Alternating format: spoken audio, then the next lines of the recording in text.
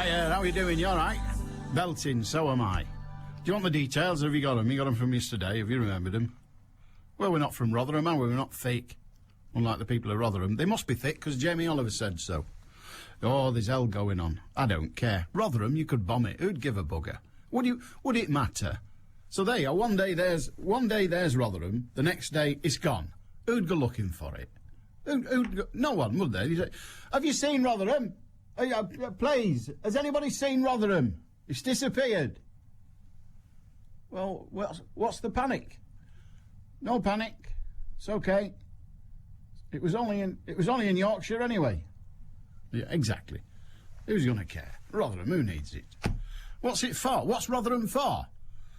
Stop the water leaking off the pen? I don't know. What is the point of Rotherham? It doesn't have a point. It's sort of Sheffield without the grace. Exactly. Dear God, who cares? Apparently, Jamie Oliver said they're all fat and ugly. And he has. Well, he didn't say it. He said, you're all fat and ugly, aren't he? Go blimey. Or something like that, because he pretends to be a cockney. You're no more a cockney than I am. No more a kook than I am either, as everyone else doing it. Anyway, so Jamie Oliver, the long-haired loony, has said that the people of Rotherham are all thick and they live on kebabs. Yeah?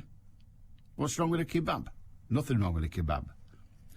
It's just dead stuff on a stick, isn't it? What's wrong with dead stuff on a... Hey, listen, there's a scientist going to give a speech tonight saying that this is it. We have gone as far as we are going.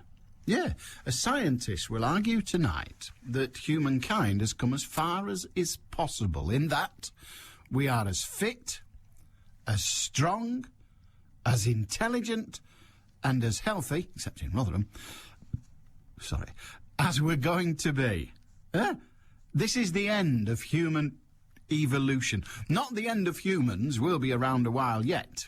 We're not amongst the 1 in 4 mammals that are dying out. Apparently 1 in 4 mammals, a species that is, because all mammals die eventually, but 1 in 4 of the mammalian species is dying out. It's diminishing in numbers and will one day reach zero. We're going the other way, of course. We're at it like knives. There's hundreds of us. Indeed, thousands, millions, indeed, thousands of millions. At it like knives. Yeah, I don't know where it comes from, but I know what it means.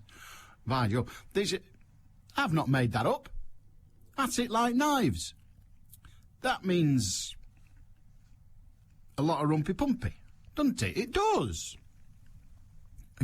It's all right. Someone's accusing me of having made it up. I haven't. At it like knives is not unheard of. You've heard that before. It's him, isn't it? He never goes out. It's true. He's never been out. He only goes out, come here. Dear God. It's an outrage. Where was I? Yeah, anyway, a scientist is going to argue, as I said, that we have reached it. This is it. This is as far as we are going to evolve. Because I was in Dove Cottage on Sunday. Where's that? Dove Cottage is in Grasmere. Well, it's in Grasmere. It's where William Wordsworth used to live with his sister Dorothy. I cast no aspersions, because he moved his wife in eventually. Well, he got married and his wife moved in, rather than saying he moved her in as if she wasn't there before. Anyway, he lived there, and Coleridge used to visit and take drugs, but they all took him and nobody cared. Good Lord, there was lauding them everywhere. Anyway, but the ceilings were dead low. And I thought, it's a bit low, innit? I was quite proud, because I banged my head at one, but I don't bang my head a lot, because there's not much it reaches. The only thing my head reaches is my neck. But no, and I banged my head, and I thought, this is belting, this, I like this, because it's tiny. And she said, in them days, the woman showing us round was a young girl, and she had... Wordsworth would have fell down dead. She had a nose ring. How do you go on with that? It's like a permanent snot reservoir, isn't it, a nose ring? Ugh. And she had earrings, but they were, like pierced ears, where they put a little spike through the ear, and then they have a butterfly clip on the other end.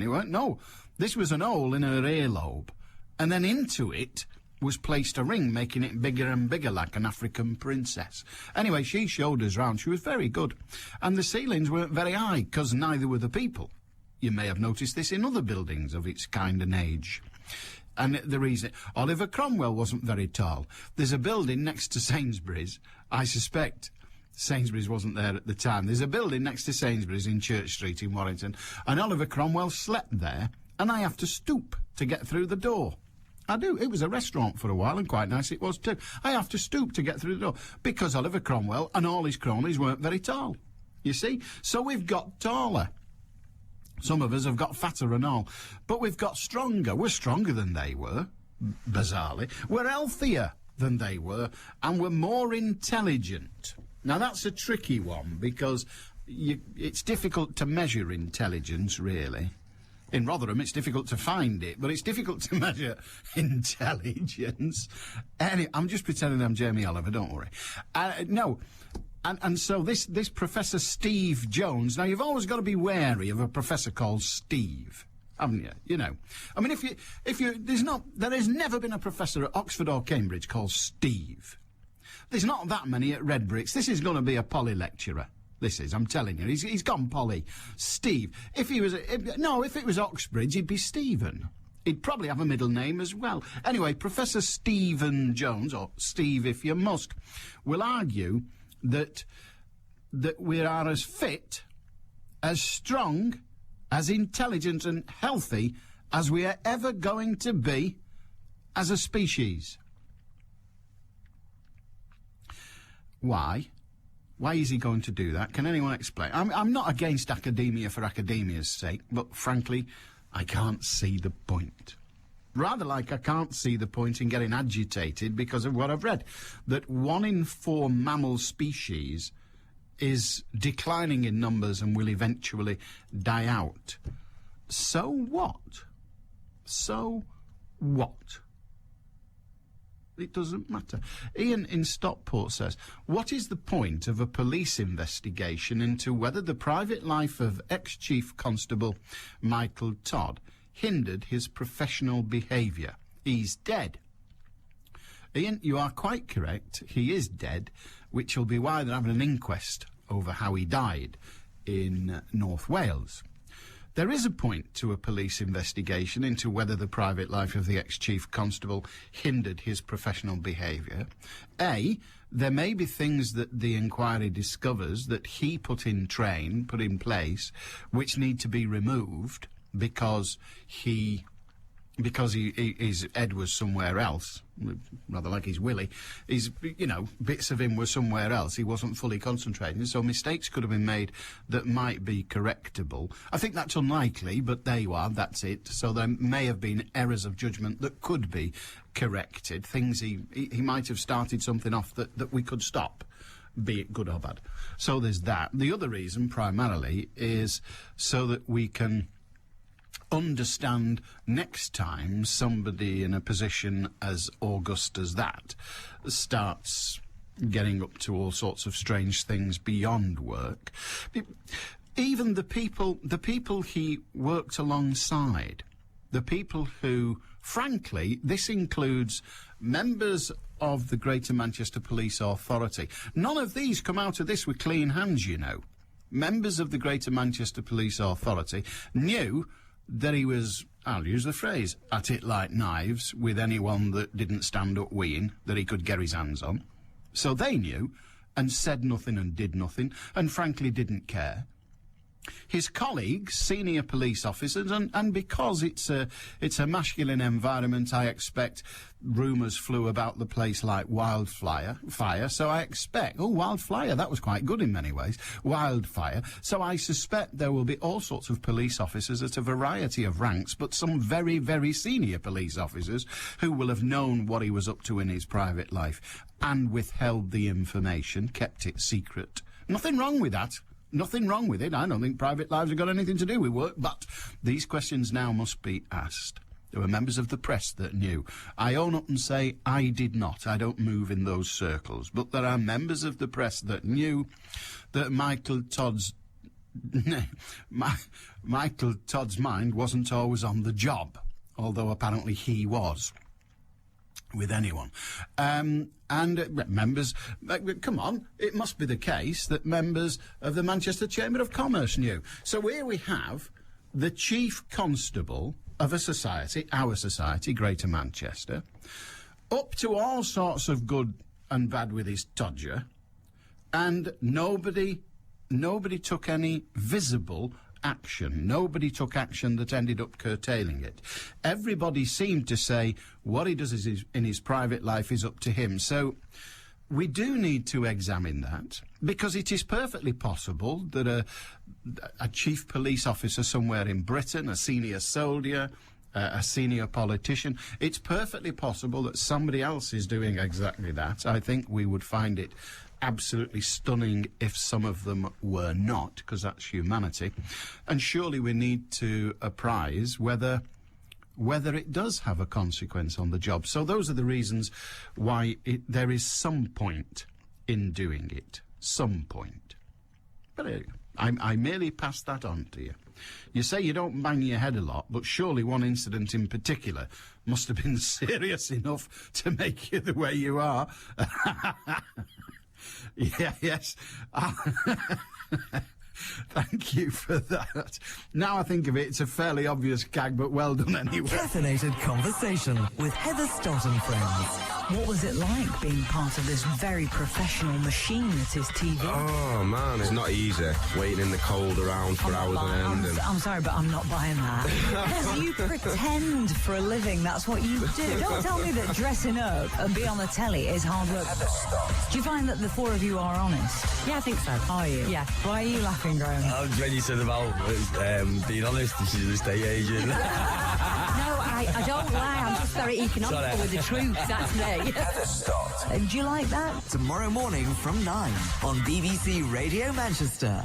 So given that Ian has raised that question about the private life of the late Michael Todd, a couple of things emanate from that. Do you think that we, the public, because these people are here to serve us.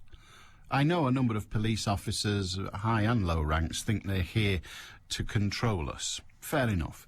But they're here to serve us, along with doctors, dentists, pharmacists. Hey, I suppose broadcasters in a very, very wiggly-waggly loose piece of string way. But there are many, many organisations which are here to serve us, and their employees are also here to serve us. So, do we, as the public, have the right to know when a senior figure, particularly a senior figure, is living what we might say an unconventional private life? I suppose the question I'm asking is, does it matter that the chief constable slept around? Does it matter? Now, we can deal with it on two levels, really. Does it matter that he slept around with people who had nothing to do with his job, but also slept around with colleagues, possibly yesteryear, but colleagues nonetheless? Colleagues when he worked at the Met, colleagues when he worked, I think he was on Nottinghamshire Constabulary. I know, I never knew they had one either, but there you are. I don't think it was big enough. But does it matter? Does it matter if a senior politician, a cabinet member, is sleeping around? Because in the end, isn't what matters whether they do the job correctly? Isn't that the only thing that matters? You tell me. And also, seeing as how we've got to the subject, let us carry on with the subject, because in all the newspapers today, the widow of Michael Todd, Caroline, I know there was some preference expressed at how she pronounces her name. My apologies to her if I've got it wrong. I hate getting people's names wrong, but Caroline or Caroline, but I think she pronounces it Caroline. If anyone knows better, let me know.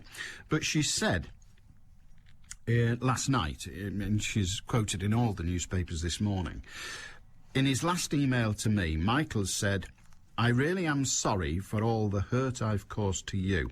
I just hope that you will be able to forgive me, at least in part, someday." Well, okay, the man was in distress and managed to get his punctuation correct, but nonetheless was in distress. And this is what she says: "I have forgiven him, and Michael's family have forgiven him. The tragedy is that Michael never felt able during his career to seek the help he badly needed. Now that's something worth pursuing.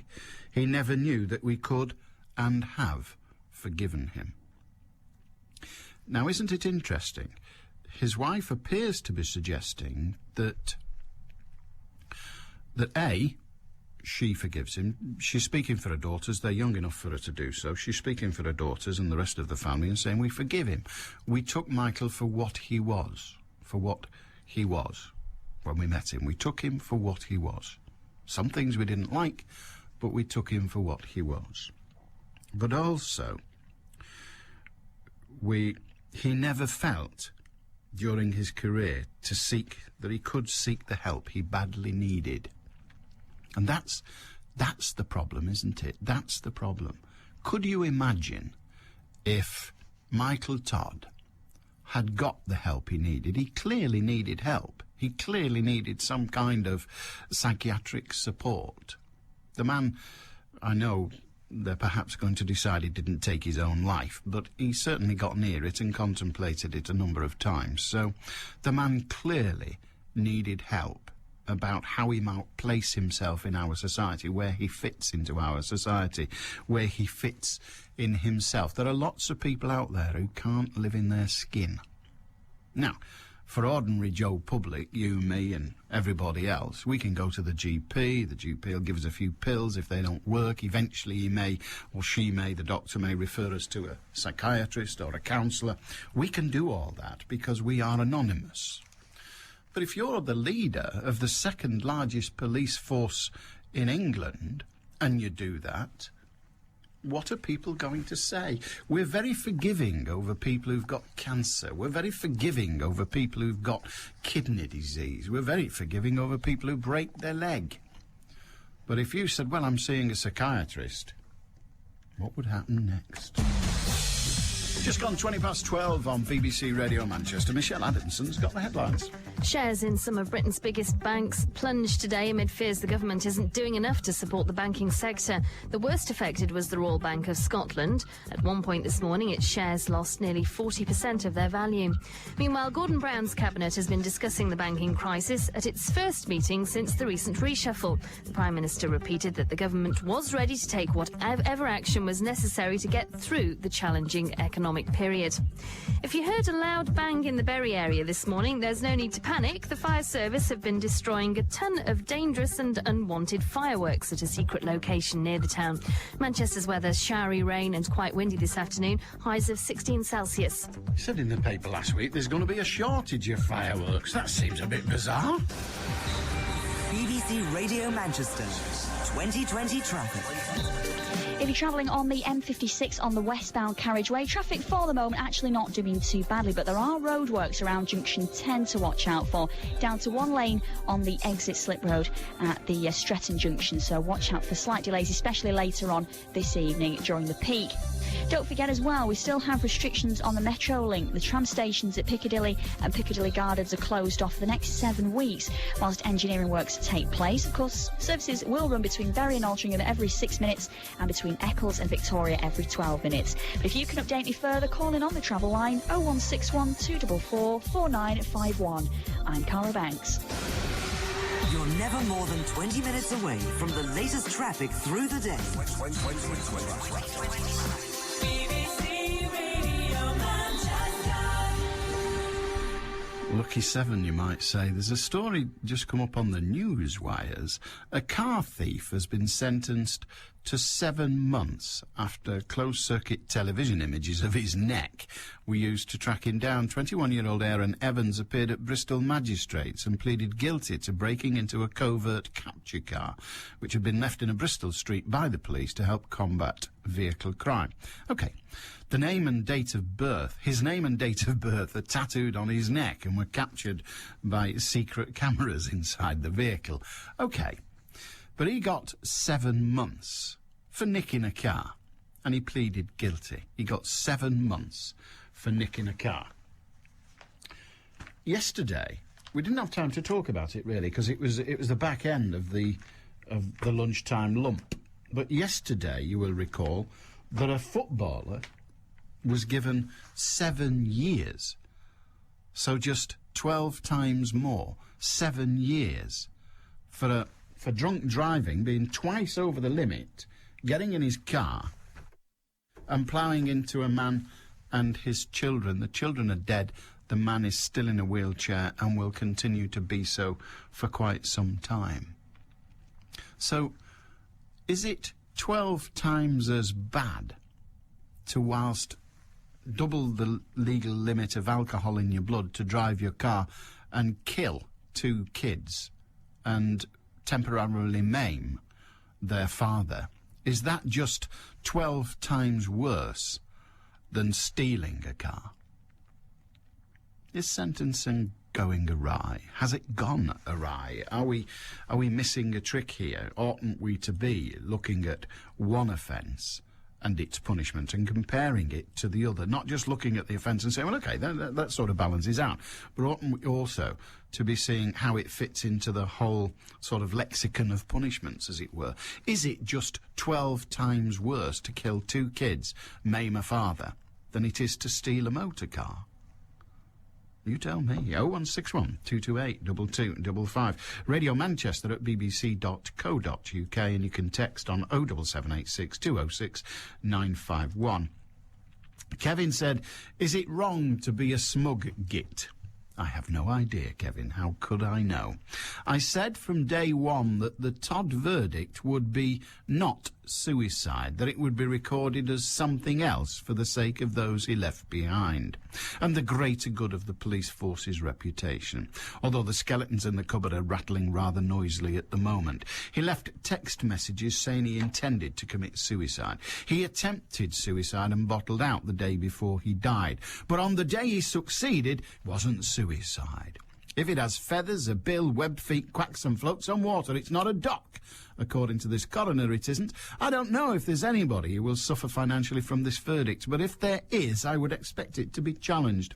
The Chief Constable of another force is to investigate whether Mr. Todd's private life impacted on his duties. He perhaps should review the forced retirement of a PC for wearing a political badge, which, when compared to the actions of this police officer, seem trivial. 0161 228 2255. Kevin says, the verdict will not be suicide. He's been saying that since the day we were told there would be an inquest. So, does it matter in the end? 0161 228 2255. If you want to talk about that, you're more than welcome. The papers today, I'm afraid, they're as tedious as they ever been. They continue all the way through to talk about the financial situation. Guardian, market slump as Darling fails to calm the investor fears. The Times, world takes fright. The FTSE 100 at its close yesterday, down 7.8%. It was the biggest one-day points fall ever and the biggest percentage since Black Monday in 1987. As you panic and you run round like the Cabinet did this morning, shouting, money penny, the sky's falling in. Or was it Henny Penny? It was Henny Penny, wasn't it? Money Penny was Dr. No. Now, Henny Penny, the sky's falling in. Either way, they haven't a clue what's going on or indeed what to do about it. But, just bear in mind that exactly this, maybe a little worse now than then, but exactly this happened 21 years ago. And we're still here. We're still here. We haven't gone to hell in a handcart. The great slump of the 1930s, we're still here. It's only money, for God's sake. Independent front page, and most of it's paper money anyway. The day that fear, in red, hit the markets, UK shares suffer the biggest one-day fall for 21 years. There's me again. Daily Telegraph, market mayhem. Save us from a slump, says the Daily Express.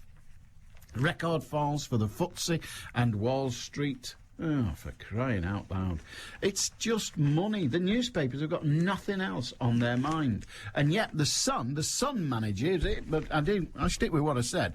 The Sun's looking at the sentence on the footballer. Goalkeeper Luke McCormick was twice the drink-drive limit when he killed brothers Ben 8 and Aaron 10. He could be out of jail in 3.5 years. 3.5 years. That's a year each for the kid and 1.5 for the father he maimed.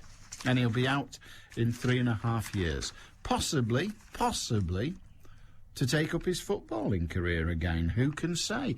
There's certainly a football club out there that'll employ him without a shadow of a doubt. There'll be one that'll say, oh, yeah, well, he's done his time, he can have a job. Come on, if that ugly brute who eventually ended up playing for Newcastle can get work, then for crying out loud, there's not a scrap of morality when it comes to football. But hey, didn't we know that anyway? 0161 228 2255. Daily Mail's got on its front page main story, I'm sorry, said the cheating police chief in a text to his wife hours before he died yesterday. Despite his 10 lovers, she said, I forgive him. And then a story which I must say I enjoyed. It's not fair that I enjoyed it, but nonetheless I enjoyed it. Prince and Princess Michael of Kent have finally agreed to pay £120,000 rent on their Kensington Palace apartment. The Queen has been personally subsidising her cousin and his wife to the tune of £10,000 a month for the last 6 years, but they've been told she will not pay after 2009. Until 2002, the Kents had been paying only a peppercorn rent, rumoured to be around £69 a week for their 5-bedroom, 5-reception-room home at the Palace in London. But outraged MPs insisted that the couple who carry out no official duties should pay the going commercial rent. The Kents argued that the Queen had given them use of the Palace apartment in 1979 as a wedding present. But then the Queen had to pick up the bill. We knew that wasn't going to last, because them royals, they're as tight as ducks' bottoms, aren't they? I mean, they are. There's no reason why they should distribute their money with largesse, but nonetheless, they are pretty damn tight, aren't they? But such is life. The Princess Pushy and the Bearded Wonder are now going to have to pay £120,000 a year rent. No doubt the other Masons will whip round and see him right, because he's one of the principal Masons. He might even be the Grand Master. So the Masons will look after him, don't worry. They look after their own.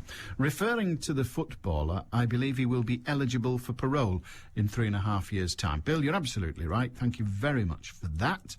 Ivor in Stretford said, Mr. Trod, I agree with your premise that senior officers in the police, the armed forces, government et al. Need to be responsible for their private lives in the respect of the effect that their activities may impinge on the general public. Let's have it right. Some activities may lay these individuals open to blackmail or coercion of some other sort. Having said that, this type of activity will no doubt exist at all levels of the public services. My question is, what level of seniority do we as a society, at what level of seniority do we as a society start the witch hunt, as no doubt will occur, if only for a short time? Ivor, I don't know what level. When does it? You're absolutely right. Does it matter if the constable who operates the radar gun, or whatever it's called these days, does it matter if that copper has got half a dozen women on the side? Well, I can't see how it does, to be honest. I can't. Does it matter if the chief constable has got half a dozen women on the side? Again, personally, I can't see that it does. But I can see the argument that says it does, which is not quite the same thing. But what do you say? Should we know the private lives of them all? David says the coroner has given the cause of death as dying from exposure. Now, if the coroner's verdict was that Mr. Todd took his own life, would this verdict affect the widow's pension? I remember one of the reasons given when Harold Shipman took his own life was that his wife would not lose out financially, as he died before his 60th birthday, or was it his 65th?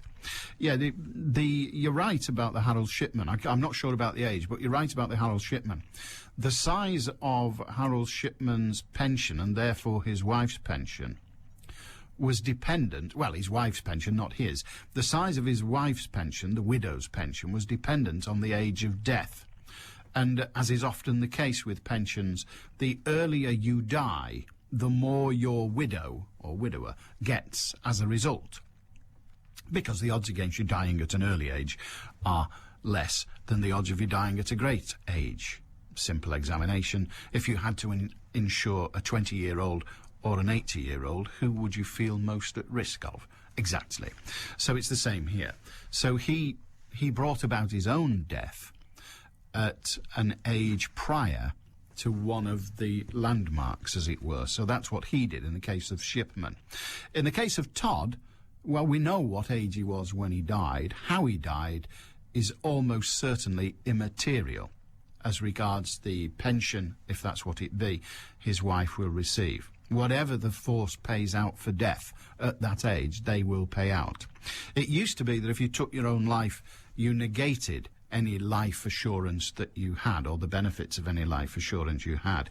That is no longer the case. You can take out life assurance now, throw yourself off the bridge a year and a day later, and the outcome is your death, and the method of death is disregarded in most cases. Some cases it's 2 years, but certainly if you take out £1 million pension, £1 million life assurance policy today and throw yourself off the bridge tomorrow, I promise you they won't pay out. But after I think it's a year and a day, they ignore the process of death, as it were. Arthur in Arparay. Hiya, mate. Hello, Alan. Just wanted to talk about the goalkeeper. Yeah. And the sentence, or the lack of it, really. 3 years for 7 years in theory, but 3.5 years probably in reality for killing 2 children, partially crippling the father, and wrecking numerous people's lives from relatives, close relatives, and the such. It seems that you can take someone's life in this country and get away with it, really, if you do it in a way using an automobile. Had he killed those people using a gun or a knife, he'd have got life. He would have got life because it would have been murder, and... But it still is murder, but he's just using a different weapon. It's very... Go on. I was going to say, obviously not premeditated. But is that not a requirement of course it says, a verdict of murder? It says, but you've got to be responsible for your actions, and if you're going to get in the car drunk and tired, as he apparently was, and you've got to consider yourself. Surely it's got to be considered that you're going to end up killing somebody. Okay. Or you've got potential. Well, but you're not, are you? That's the point. You're not. Well, if you're not in control of what is a device that's equally as lethal as a gun, if you're not in control of that, there's a very good chance you could kill somebody, yeah. Again, I don't think there is a very good chance if you look at the statistics. I suspect the motorway he was driving on, I suspect that every day, given that motorways have thousands of cars a day, I suspect there's 100 people a day driving on that motorway drunk, in excess of the alcohol levels. I would say so, yeah, definitely. But they've not all killed somebody. No. That's why I said that you've got to be seen that there is a chance. I'm not saying that I didn't say that there was an inevitability that will happen. Well, I said that you've got a chance, because if you're not in control of a ton weight, going at 60 to 70 miles an hour, there's a good chance you're going to kill somebody. Let me ask you this. I only want to pursue your position on it.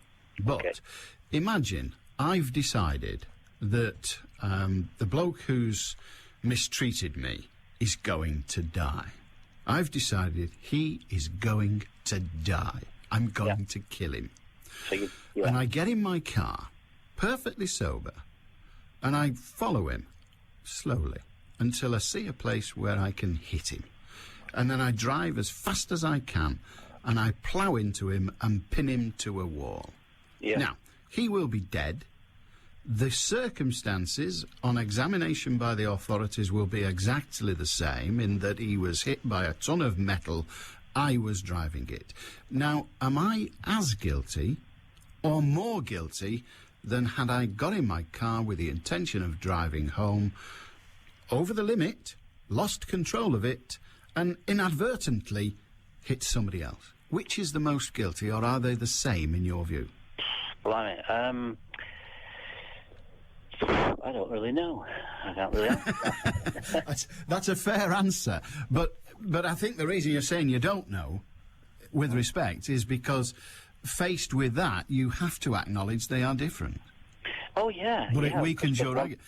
Because one's premeditated and one wasn't. You know, so do we not? Yeah. Do we not, therefore, given that there is a distinction between the two that you recognise, does there not have to be a distinction between the two in the punishment meted out? Well, apparently you can get... The judge was in his rights to give up to 14 years imprisonment for causing death by dangerous driving, if the highway code's to believe. But it's only a code. I don't know if that's the law or not in the highway code. You know, in the highway code, they give the code and they give what is law as well, I think. And Well, I think the highway code doesn't carry sentencing policies at all. it does say, though, in the highway code... He says what the law is. It doesn't carry sentencing policy. We're talking about sentencing policy here. No one's arguing that what the footballer did was perfectly legitimate. Clearly it was illegal. Clearly people ended up dead as a result of an illegal act. But you're still left with this dilemma. Do we punish him the same as someone who set out to kill somebody using the car as the weapon? Well, I think if you don't, you're giving other people... If there's no deterrent, I mean, there's no doubt you need a deterrent in a civilized world. You need a deterrent to stop people or to help to stop people making choices that are not going to be good. But one last question, and it's the same one. Do you give the same punishment for somebody who, through a stupid, illegal decision, inadvertently kills someone?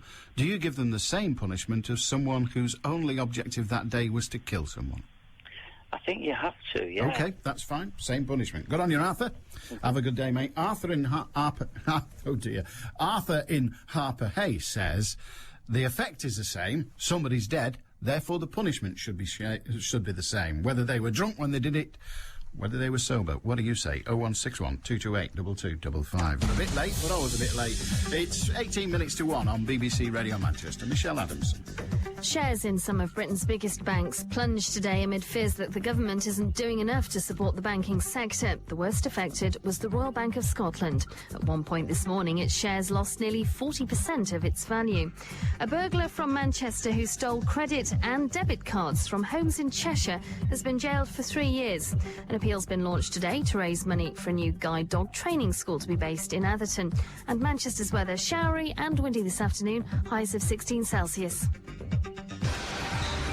BBC Radio Manchester 2020 traffic. If you're using the M60 at the moment, traffic seems to be moving fairly freely between junction 13 at Worsley, clockwise through to junction 23 at Ashton-under-Lyne. And if you're using the East Lancs Road, the A580 through Lee around Lowton Common, watch out for queues between the A579 and Warrington Road in the roadworks area. There are temporary lights in operation in the Lately Common area, and that's what's causing these delays on the nearby East Lancs.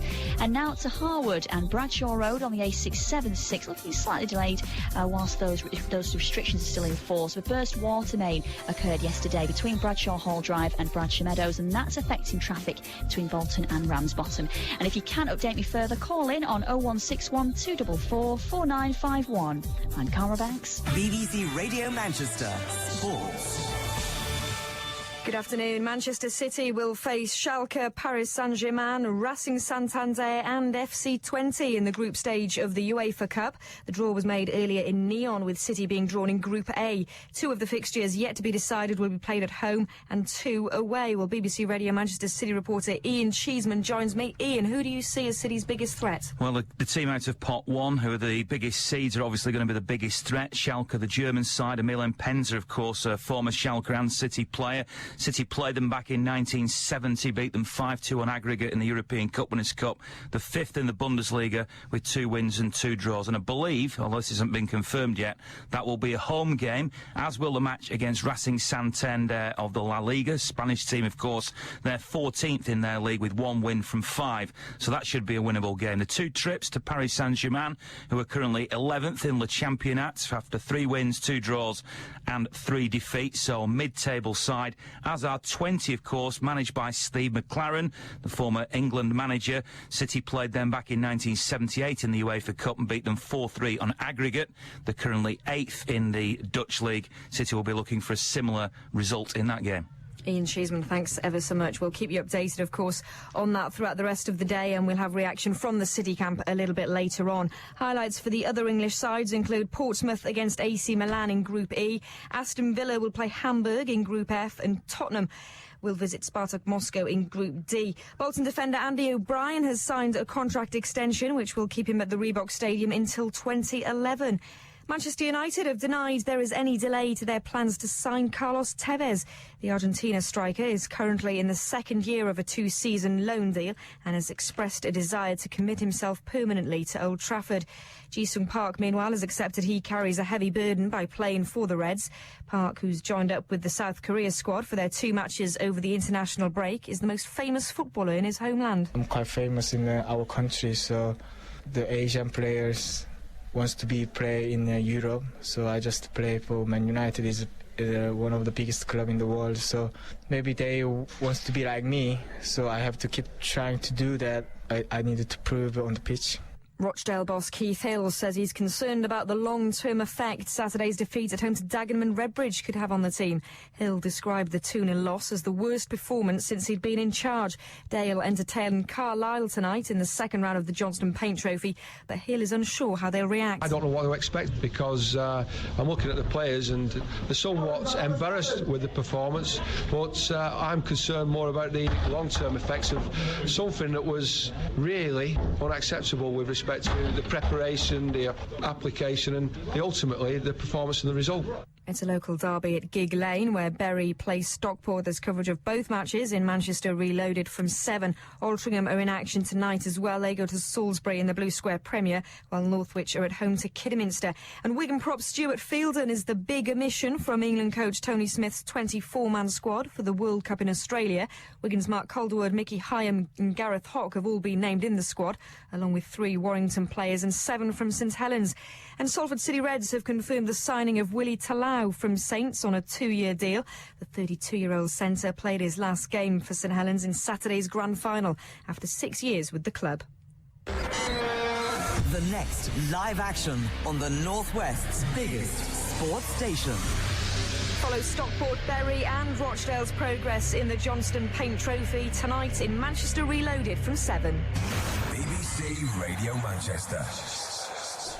A very good day to you. 0161 228 2255 if you've something to say. Radio Manchester at bbc.co.uk and the text number 07786 206 951. Howard in Bury says, for murder, you have to intend to kill or intend to cause serious bodily harm. In the old days, motorists could be prosecuted for manslaughter, but juries were very reluctant to convict. That's Howard in Bury. I think you can also be done for murder if you behave in a way that is so utterly reckless that somebody's death was likely or highly probable. So we just add in that particular spice to the comment, but nothing to challenge it. And have I got this right, says Andrew in Haywood? You killed 2 children whilst twice over the legal limit and you get 7 years. Steal credit cards from houses in Cheshire and you get 3 years. Tell me there isn't a law for the rich and famous that punishes the poor. Well, the presumption there is that there are only the rich and famous living in Cheshire. But your point hasn't gone awry. I do see the difference, as indeed did somebody else. Where is it? There it is. Sentencing. You've just been questioning the sentence for driving convictions, and a news report tells us of a credit card thief receiving a sentence of 3 years. It's not the lesser needing reducing. In other words, we shouldn't take the 3 years down to 2 or something. It's the greater needing increasing to maintain the differential. All right, how long should he have got? How long should he have got? That's the problem, isn't it? The guy gets in his car. We know what happened. It's all out there. You can read it in your papers or what have you. Goalie, been out, has a drink, twice over the limit, gets in his bloody great Range Rover, heads down the motorway, ploughs into another car, kills 2 people, 2 children as it happens, but kills 2 people, seriously injures a 3rd, devastates a family, of that there's no doubt. Absolutely devastates a family. No, wrecks a family, takes a family apart. It's not a family anymore, it's a crippled man and his wife, and they've not only got to get over the fact that he's still in a wheelchair and hardly able to move, they've also got to get over the fact that they've lost their 2 children. A nightmare. Horrible, horrible. But that's the outcome. That's what happened. He gets 7 years for dangerous driving causing death. What should he have got? What should the sentence be, in your view? And try, if you will, when you're sentencing, try to take into consideration all the other things. You can say, throw him in the cells and leave him there forever. But if you do that for dangerous driving or causing death by dangerous driving, what do you do for the bloke who goes out with the intention of raping a child and killing it? You put him in life as well. Are they the same? So where do you fit it onto the sliding scale of punishments? Clearly, in many people's eyes, some distance away from the crime of stealing credit cards, for God's sake. If we're locking up everybody that stole money via credit, there wouldn't be a banker outside. They'd all be locked up, wouldn't they? So there it is. What would you do? What would you sentence him? The fact that he's a rich and famous footballer? Irrelevant. The fact that the kids were beautiful? Irrelevant. The fact that they're dead? Clearly that's relevant. But where do you put it on the, what you might call the lexicon of punishments? 0161 228 2255. Paul in Chadderton says via text, "Hi Alan, I just wanted some advice. I have savings in the bank. If I go under, what happens to my money? And would I be able to withdraw all the monies?" Paul in Chadderton. Well, first of all, I have to say it depends on what bank you're in. If you're in the Northern Rock, yes, you would, because the government own that, and the government have guaranteed your deposits. If you were in any other British bank, if you're in the Irish bank, they would be guaranteed as well. If they're in a German bank, they'd be guaranteed, thanks to that nice Mrs. Merkel. But if you were in an English bank, well, up until a few days ago, the first £35,000 in your name in any bank, now that if you've got 9 or 10 accounts, it doesn't matter, it's the first £35,000 would be protected. They are in the process of changing that to £50,000. So if you've got 34,000 quid in the Bank of Beswick and it goes to the wall, you get your 34,000 quid. If you've got 39,000 quid in the Bank of Beswick and it goes to the wall, you kiss it goodbye. It's gone. It has gone. You will not see it again. Once the rules are changed, that figure will change to £50,000. So if you have £50,000 on deposit with a bank, whether it's in an ISA, whether it's in anything else really, anything else, it's gone. Everything over £50,000 has gone. £51,000, you've lost 1,000. Your 50 will be coughed up by the rest of the banking industry. So that's it. If you do have questions of that nature, I am not the man to ask them, but Eamon and Diane, tomorrow after 8 o'clock, have got a panel of experts to try and answer the questions about the credit crunch. So a panel of experts on Eamon and Di tomorrow from 8 o'clock in the morning. So if you do have some questions of that nature, then ring them and they'll fathom their way through it. We're going to talk to Liz in Salford and Jackie in St Helens shortly. Mornings sound better with Eamon O'Neill and Diane Oxbury. Eamon and Diane. You seem to rank your dinner in order of how barbarically it was killed. Ian said you may as well have battered baby seal cub. So I went for pasta. At least the pasta was killed humanely. Eamon and Diane and you. Tommy Cooper, walking around the outside of this cabinet hoping to make either himself or somebody else disappear. He walks into it, shuts the curtains quick, and within a millisecond he flies out again. He's just totally scared in the dark. The station with Eamon and Diane for breakfast. Hooray! Hey! Back tomorrow morning from 6 at BBC Radio Manchester. A very good day to you. Liz in Salford. Hi, Liz. Hi, good morning. What can we do for you? Well, you were asking what did we think the crime fit the punishment. Yeah, what punishment should the footballer get, the goalie keeper who did what he did? For a start, he should have been charged with reckless driving and given a sentence. He should have also been charged with drink driving and given a sentence. And he should also be charged with killing those 2 children and maiming a man for life. And I think 3.5 years is a damn disgrace. OK, well, the sentence handed down is 7.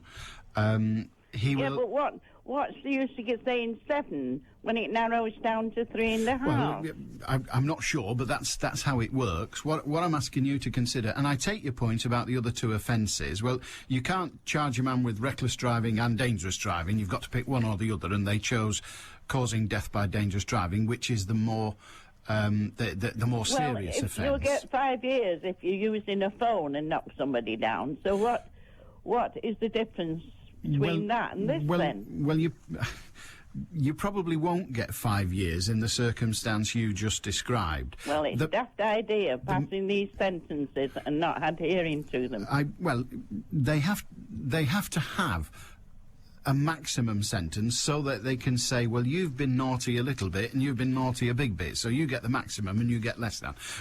And as regards the drink driving, he will lose his licence, so the punishment that's handed down for drink driving he'll get anyway in conjunction with the sentence. But we're left with, the court has handed down a 7-year jail sentence. We know he will probably not serve more than 4, probably only 3.5. But Liz, my question to you is, what sentence should he get? I think he should have got 10 years and no parole. Well, he can't do 10 years and no parole because that's not available. So you would want him to serve 10 years. That would mean giving him a sentence of what?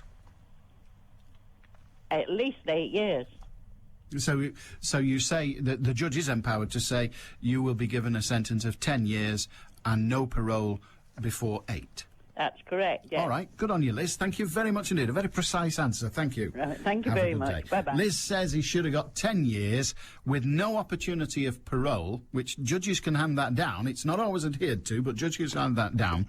He should have got 10 years with no opportunity of parole for 8 years. 0161 228 2255. Jackie in St Helens, hi. Hello, Alan. What can we say? Well, I'm harping back to another one, actually. Do you remember the fellow who went down the embankment and the train hit him? I do. I thought he was very harshly treated because, all right, he was sleepy and that, and he did go down the embankment. But the train that closed the trash was 20 minutes early, which meant that if he'd been on time, it wouldn't have happened. And that fellow was, well, virtually crucified for what happened. And it wasn't on purpose. This fellow deliberately set out when he was drunk. You understand what I mean? Well, yes, he was drunk, he was tired, he was jet-lagged. He wasn't just ordinarily tired, he was jet-lagged and he was drunk. And, I mean, he'd been up for a long time, and he didn't set off till early in the morning, did he? Indeed, he did not. And, I mean, I think that is a much more provocative action. You know, I mean, he set off with the realisation, or he should have had the realisation, that something was going to happen. Not that it may happen, it was going to happen. The other fellow it was an accident, in my opinion, in that, OK, he was tired, but we've all driven when we're tired, let's be honest. I'm sure you have. But the fellow who you're talking about, the Selby rail crash fellow, he wasn't just tired, he hadn't, if I remember correctly, he hadn't slept for 7 days. Oh, I didn't think it was so long. It was a phenomenal length of time, because I remember discussing at the time how the hell he achieved it. I didn't think it was so long. I mean, but it was just, I mean, there was an element of accident in there, because if the train had been on time, this wouldn't have happened. Yeah. There was more elements of accident in his than there was in this one that's just happened. And you think that should be taken into consideration? We're playing the numbers game. I know it's a bit... Well, we always do, don't we? Indeed, but Jackie, what sentence would you hand down in the circumstances as you see them for the goalkeeper? Well, I think possibly some more, because, as we say, they tend to come out after half of it. So I think you have to work out what he's going to serve and then give judgment accordingly. The thing that annoys me very often is that they're charged with 3 offences, get 3 sentences, and they all run concurrently. Indeed they do. Now, in America, you don't get that. I mean, in America, you don't know, but in America, you can get a sentence of 800 years. Well, that's what I mean. And you're buried in the prison, and they don't let you out. Indeed they don't. Jackie, thank you very much indeed. The idea of running sentences one after the other rather than concurrently seems attractive to some. Except the bloke going down, obviously. Panto season is on the way. I'll be talking to Gary Wilmot and Gemma Atkinson, the stars of Peter Pan, today at 2 with me, Becky Want.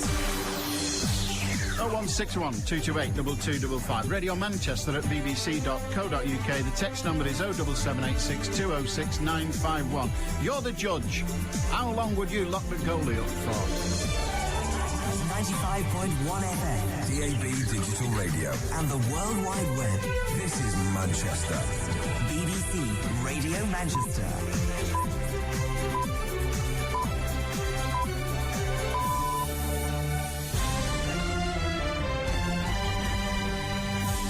At 1 o'clock, there's a warning. We're already in recession with the economy shrinking and hundreds of thousands of jobs at risk. 5 teenagers who attacked a young couple for the way they looked are appealing to have their jail sentences reduced. Find out who City play in the UEFA Cup. Well, this afternoon looks pretty wet and windy with showers and top temperatures of 16 Celsius. And the entry slip on the M56 westbound heading away from Manchester's closed off at junction 12 at Runcorn, with congestion tailing back locally to the Central Expressway.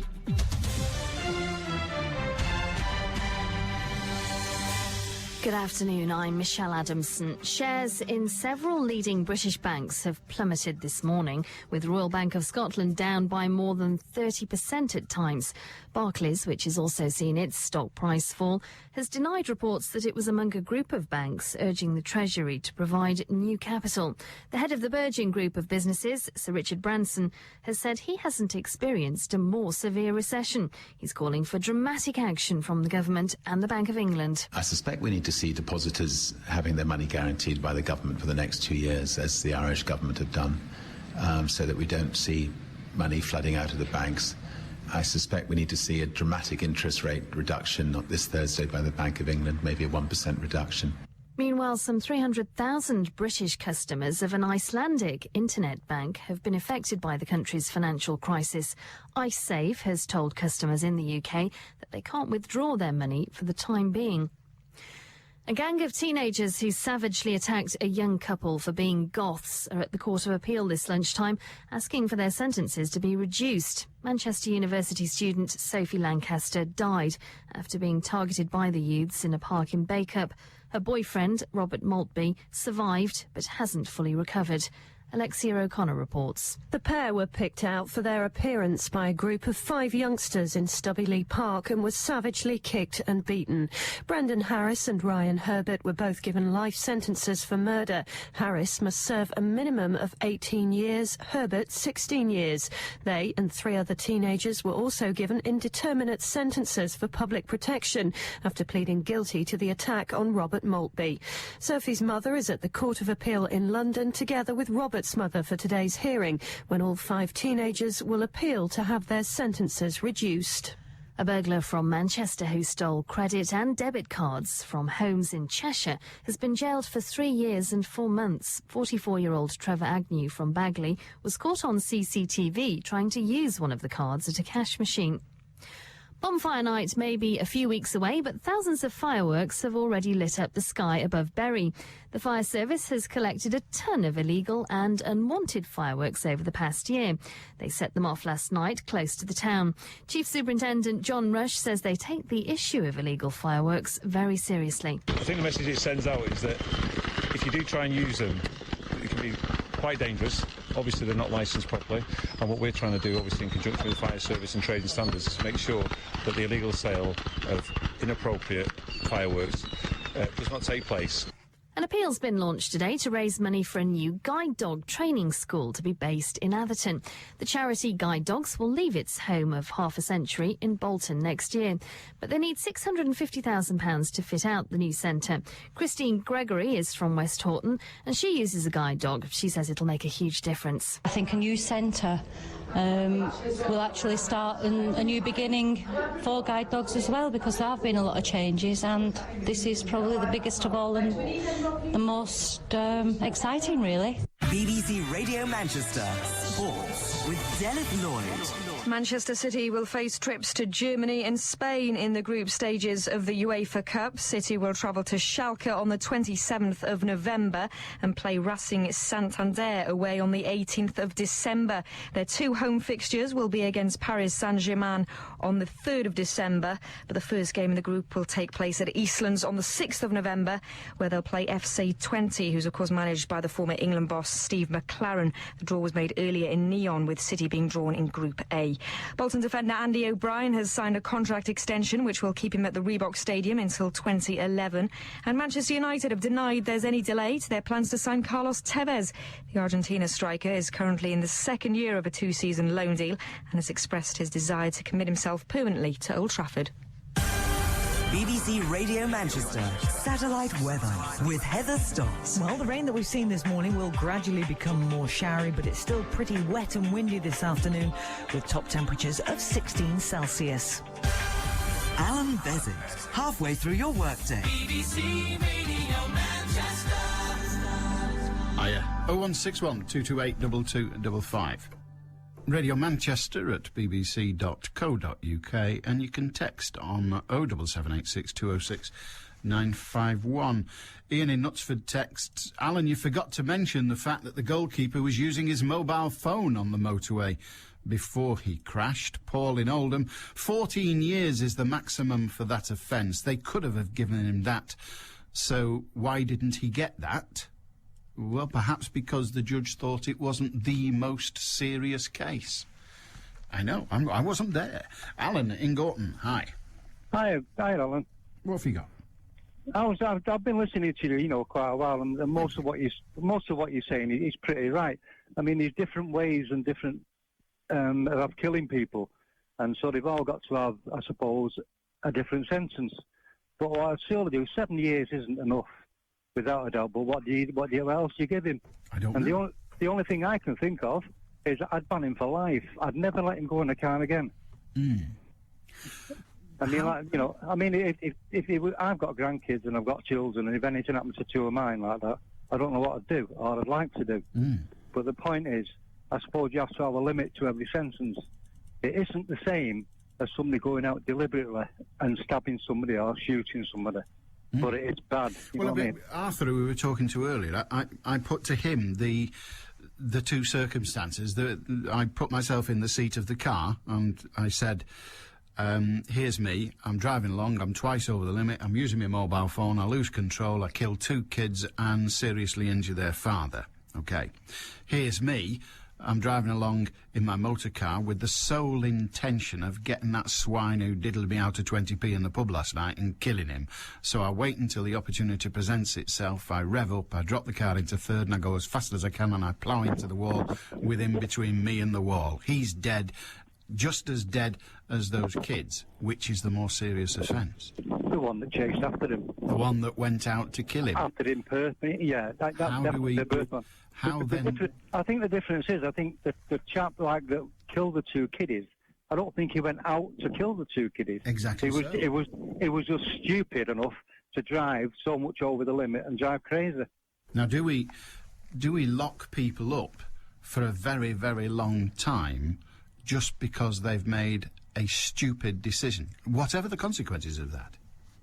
Yeah, I think we do. I think they do need something. You can't just let them get away with nothing. No, they do need something. But the hue and cry is about, and I don't think there's anybody that disagrees with you in that respect. He has to get something. The hue and cry is what he got. He got 7 years, probably out in 3.5. What should he have got? Yeah, I had the one before that where somebody said they should do the full 7. I'm afraid I agree with something like that. If they're given a sentence but he's broke so many rules and so many regulations, i.e. drink driving, on the phone, over the limit, killing people. I mean, why should you get parole when you do things like that? You shouldn't do, really. But you shouldn't let. If I was a judge, he'd never get in a car again. Or at least he'd never get in a car legally again. Never. Yeah, true. Yeah, I'd never give him a licence again. Okay, good on you. That's not within the. It's not within the realms of the punishing guidelines, but hey, we can change them, can't we? Certainly can. I'm always intrigued. We seem to be stumbling almost aimlessly and blindly into an argument about this whole parole thing. Do you have any objection to parole in other offences? People coming out, you know, we've got a court hands down a sentence of 2 years. They've probably been in custody for 3 months. They get a sentence of 2 years. They serve 1. They only actually served 9 since the conviction. I mean, some of them are really hardly sentences at all. Yeah, some of them are a joke. Yeah, they're an absolute joke. What do you think of the idea? I suppose if you have parole for certain things, I mean, some are minor. Some people are in prison for minor things that shouldn't be there at all. You know what I mean? But who do you have in mind? I mean, I'm intrigued by that. I read not too long ago about the little old lady who were going to put away because she hadn't paid enough council tax. You know what I mean? Absolutely stupid things like that. The one thing we do know in this country is that if you steal, kill or maim, there'll be, you know, judges will take a dim view of it. If you nick something off the government, you're going to go to hell in a handcart, aren't you? Absolutely stupid. Alan, have a good day, mate. Cheers. Thank you. If I'm riding a pedal bike down the road... This is not my posset here. This is not my idea. This is Steve in Rochdale. It's quite a long text. If I'm riding a pedal bike down the road, one-handed, using my mobile phone, and I swerve out to avoid a pothole in the road without looking and without due care and attention, thus causing the car passing me at the time to also swerve to avoid me, to then crash head-on into the vehicle coming the other way, killing everyone except me, then would people be more inclined to think this was just an unfortunate accident? I also believe that car drivers under the age of 60 should have to wear crash helmets, as most deaths seem to be from head injuries. I say 60 because those over should simply be banned from driving because they're useless. Let's go one step further and make all pedestrians wear crash helmets also, just for the fun of it. It makes sense. Would also help against some little mugger hitting you over the head with a brick to rob your pension. Cheers, Alan. Steve in Rochdale. The prospect of us all wandering about in crash helmets is rather frightening. Sam Walker. What do you see as Manchester's biggest gift to the world? It's people, it's football, it's rain, or it's music? Music. Mood-altering, life-affirming, world-changing music has been written, recorded and performed right here in our city for years. And it's still being made.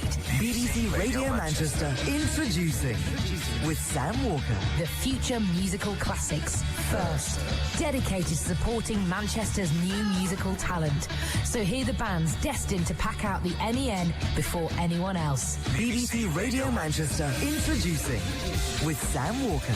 Sunday night from 10 or on demand at bbc.co.uk/Manchester. A very good day to you. The Prince of Wales and the Duchess of Cornwall will make an official visit to Japan and Brunei, despite the growing economic turmoil. Clarence House said today the couple will tour the two states as evidence increases the country is heading for a recession as the global financial system continues to take a battering. So there you are. Marion in Blakely. Hiya, Marion. Hiya, Alan. How are you? I'm very well. This drink driving guy. Yes. Will he be banned for life? No. That in itself is wrong. Extremely wrong. And the other thing, as to what he should have got, in my opinion, he should serve at least 20 years. 20 years? Yeah, it's murder, Alan. If you're behind the wheel of a car, you've got a lethal weapon. You could have a gun, you could have a knife, you could whatever. You've got a lethal weapon. It means exactly the same. And if you're too drunk to drive it, that you plough into a family and literally wipe it off, there's just no punishment that fits the crime. But to come out after 3.5 years to be able to carry on with your life, is still a very young man, and drive and do what you want. Sorry, Alan, that's wrong. Okay, there was something you said there that jumps out at me, and this isn't a criticism, but you said it's murder. Well, it isn't. Had the police and then the prosecuting authorities, DPP and the like, decided to bring a case of murder against the man, he'd have been found not guilty, because he isn't guilty of murder. You might think he should be. Many others agree with you that he should be. But he's not. That's the law. Murder, to all intents and purposes, murder has to be premeditated. Somebody has to set out with the intention of doing the thing that led to the death, and the intention has to be the death, not the incident. So that's the reality of it. Now, Marion, I'll put to you what I put to Arthur, because I might put it to everybody in the end, but I'll put me in the driving seat of the vehicle. Here's me, stone cold sober, made the decision that man who offended me last week, I'm going to kill him. And I'm going to kill him because I'm a bit scared he might hit me back if I try to stab him or something, so I'm going to kill him with my car.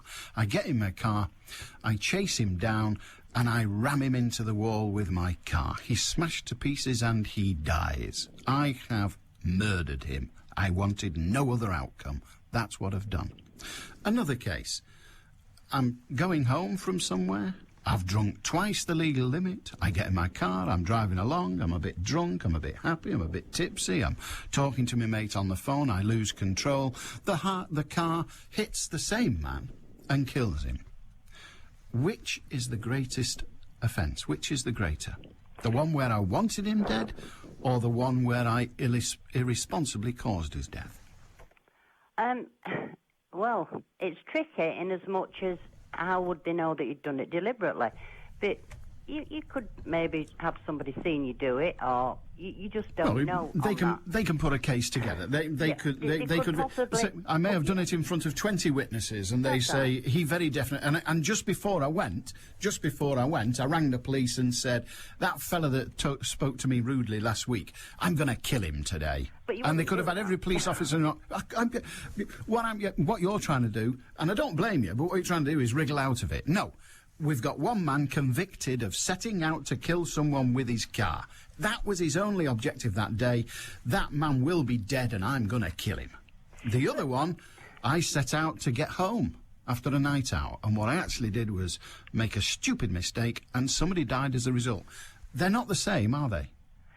Probably not. Probably not. Well, you didn't to get in a car and a huge thing like he was driving, twice over the limit, and the jet lag and God knows what. Not that that's any form of excuse whatsoever. One of the other excuses was his uncle. He found out his uncle was terminally ill, and he thought someone had been knocking about with his girlfriend. Well, you know, everyone that gets in a car at some point during their life, that will have happened too. It's just no excuse. The futile excuses. But I'm not, and I suspect the lawyer representing the goalkeeper wasn't attempting to say this is an excuse for what he did. They're merely offering that as mitigation. The reality is what he did was utterly stupid.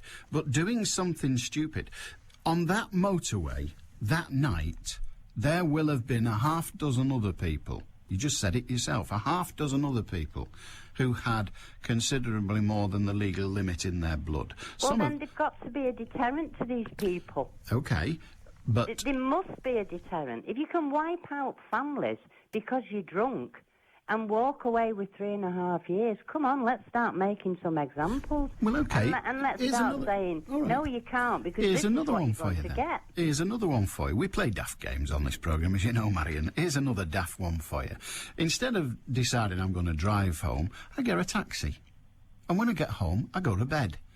But just before I go to bed, like all drunk men, I don't know whether you know this, Marion, I think it's something they put in beer, but all drunk men feel like having something to eat. So I put the chip pan on and I go to bed. And then I remember I've not locked the car. So I go out to lock the car. Whilst I'm out there, the house catches fire. And it's so bad that next door catches fire and everybody in it gets burned to death. I'm okay because I was out locking the car, but everybody else gets burned to death because of my stupidity at being drunk. Have I murdered them? Well, it's a very fine line, Alan. And we could quote them forevermore. We could play stories all day, couldn't we? It'd be like Jack and Nori, Marion, but with worse consequences. Good to hear from you. 20 years, OK. 20 years, no remission. no remission. All right, we're ending up like America. Good to talk to you, love. 0161 228 2255. What would you do with a beggar? As someone who recently lost a partner in a road traffic accident, I have empathy for the parents of the young boys. It is a life-changing event, and one that you will never get over. But at the end of the day, no amount of time in prison will bring back the lost life. I only hope that the driver has remorse for his actions and he lives with that for the rest of his days. Steve in Manchester.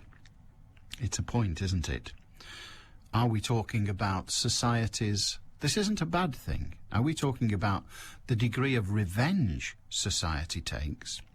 Or are we equally talking about all those people who need to be deterred from drink driving? Nobody has said to me, when I've offered my, we play these stupid scenarios, nobody has said to me, no, Alan, that motorway will not have had 20 people over the drink driving limit on it last night, the same night that... No one has said, Alan, you're talking rubbish. He will be the only drink driver on that motorway that night. No one has offered me that argument. Because we all know that right now, this second, and in a minute's time somebody else, and in a minute's time another one, will be getting in their car to drive it over the drink drive limit. You know, and I know, if you were in the pub last night, there were people going out of that pub over the limit to get into their cars and drive them. You know that, I know that. We all know that thousands, tens of thousands of people every single week drink illegally and drive. We all know that. So are we talking about the deterrent here? 7 years for killing 2 kids? Is it nothing like a good enough deterrent? I have no idea. Have you? Just gone 1:20 on BBC Radio Manchester.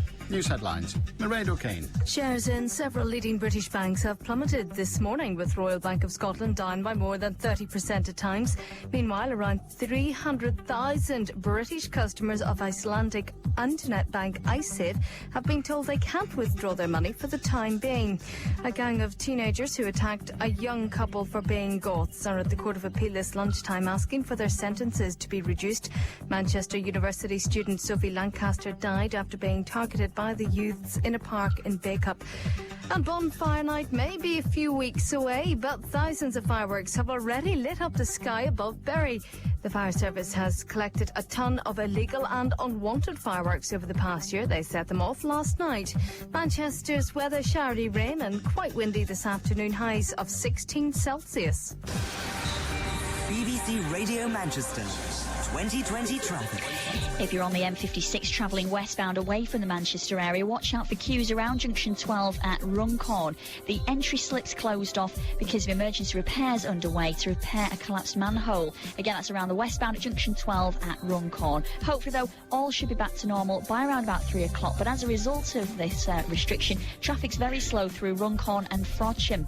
Let's take a quick peek now to traffic cameras in the Bootstown area. The A580 East Lancs on the westbound queuing up between Chaddock Lane and Warrington Road because of temporary traffic lights in the Lately Common area. Don't forget, though, if you can update me further, call in 0161 244 4951. I'm Cara Banks. Decongesting Manchester, one car at a time. 2020 traffic. BBC Radio Manchester. Lee in Liverpool says via text, Alan, before I start, can I say I am a father of 2 and would personally rip the throat of anyone who did them harm. I also think that the sentence was a disgrace. But if you take a paedophile who killed a child, he would be charged with murder and quite correctly sentenced to life, even though some experts argue that paedophiles cannot control their actions. Yet here is somebody who had a choice and still killed 2 children. But he only gets 3 years, even though he had a choice. Why the difference? This sends a very bad message to people who may consider doing the same. P.S. An experiment was run a few years ago where members of the public acted as judges in mock trials. Across the board, they gave shorter sentences than the real judges. Weird, says Lee in Liverpool. You're dead right about that experiment. They did indeed. I think they were magistrates they were pretending to be rather than judges. But you could be correct.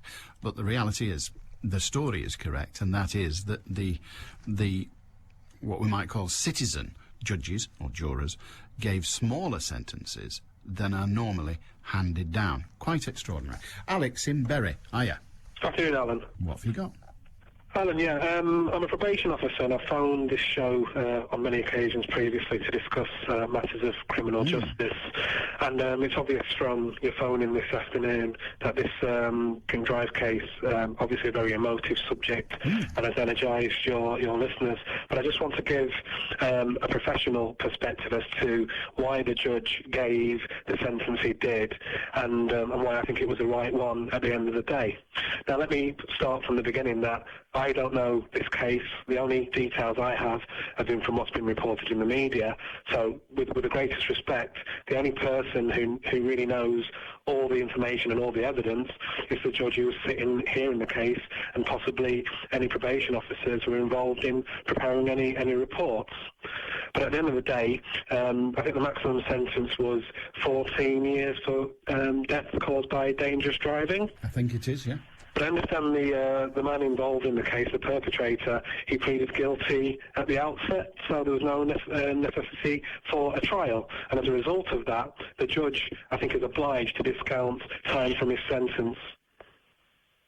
Yeah, a person who pleads guilty at the outset rather than at the courtroom door gets a more lenient sentence, and we won't say lenient, that is taken into account when sentencing along with all the other circumstances. And it's normally about, I think, a third knocked off in terms of discount, so that would take it down to about, I don't know, maybe...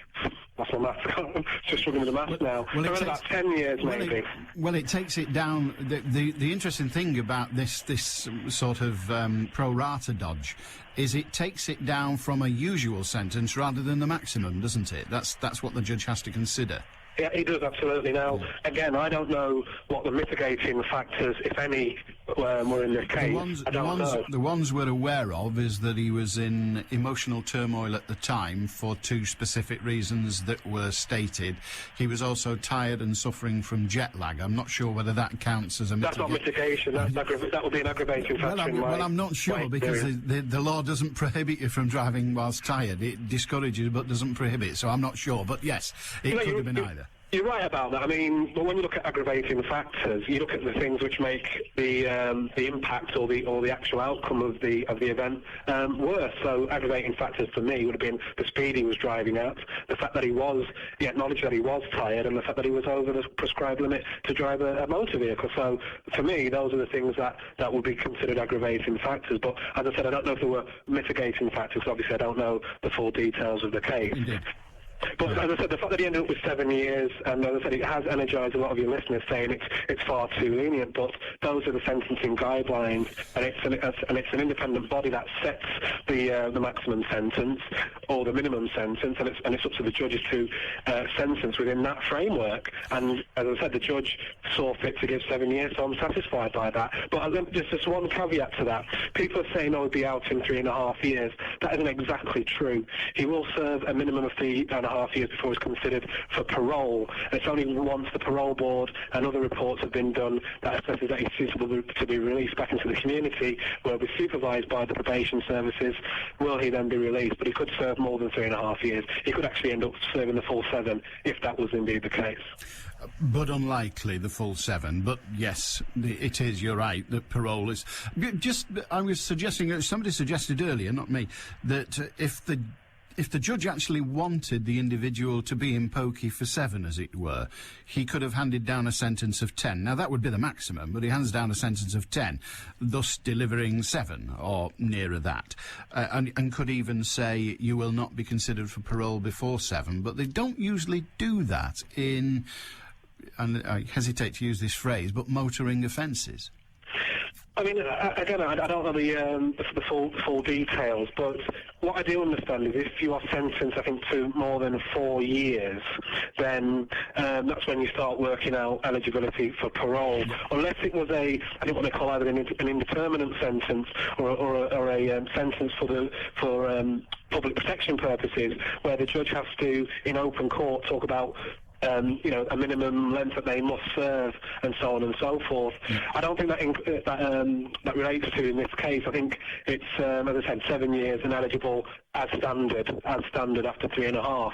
But again, by no means guaranteed that it will be released. Can I just respond to the text message from Lee, who talks about paedophiles? Yes. Because he said you'd have some experts who say that paedophiles can't control their actions. I don't think there's any expert, whether they be psychologists or anybody involved in child protection, who would actually say that. I think they'd say something about paedophiles being driven by their desires, but and whether they can control their desires or not. But I said whether they can control their actions and their behaviour, that's totally different. I think everybody is capable of controlling their actions and acting to choose upon them if they so wish. Quite so. Good to talk to you, Alex. Thank you very much indeed. Have a good day. 01612282255. Just as a matter of interest, we wonder what would happen to the goalkeeper when he comes out of prison, as he inevitably will do so someday, possibly not after 3 years, possibly longer. You heard Alex there, a serving probation officer, saying, well, he could indeed serve as much as the full 7. There is somebody around here playing football who served very nearly 7. I refer to Lee Hughes, who plays for Oldham at the moment. He previously served 6.5 years for causing death by dangerous driving. So there are sentences longer than that handed down, it would appear. 01612282255. Kevin said, it's the running concurrent sentences that annoy me. Why stick at one crime when you can do the same time for a dozen? Indeed. Alan, it would seem reasonable for sentencing to be consistent across the country, such that anyone stealing a car in Manchester would receive the same sentence as someone in Bristol. However, this would take away the ability of judges to take into account the individual circumstances in each case.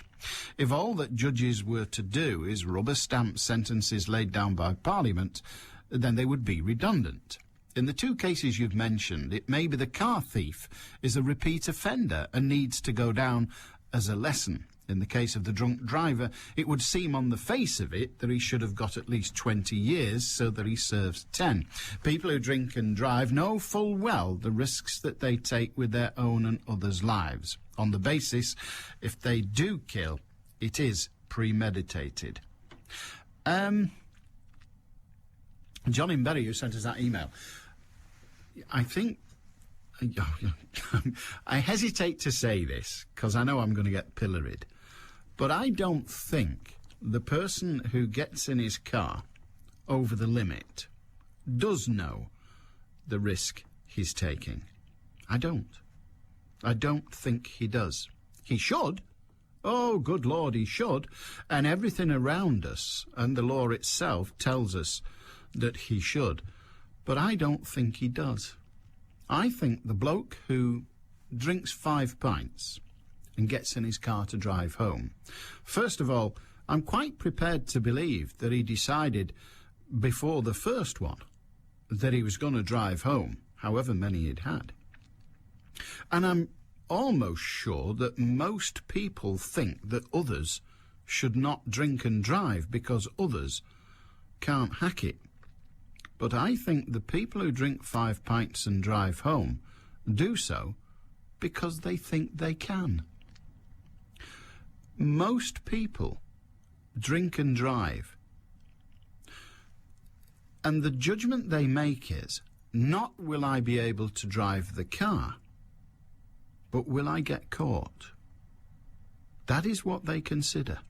I'm convinced. I don't really know anyone that drinks and drives. If people come to my home in a car, then I don't allow them to drink more than the legal limit whilst they're in my home, because I won't have that on what used to pass in my head for a conscience. It does mean that I sometimes have to say to my guests, no, I'm not serving you any more booze. You're driving. And they say, well, they live with it because they know I'm a stroppy git. But people who drink and drive don't think I don't give a toss. They think I won't get caught. They don't get in the car and think if I'm not careful I could kill somebody on the way home tonight. They think, if I'm not careful, I could get booked tonight. That's what they're concerned about. They're concerned about getting caught, not about their consequences. Do you disagree with that?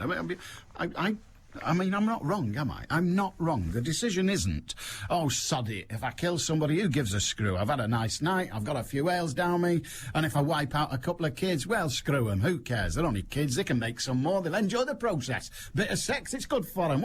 That's not what goes on in the head. What goes on in the heads is, doesn't change my driving, because I'm a good driver, me, even with a couple of pints. In fact, I actually get better when I've had a couple of pints. That's what goes on in their heads. And then they say, and I won't get caught anyway. Am I wrong? John in Flixton. Hello, John. Oh, we seem to have lost John. No matter.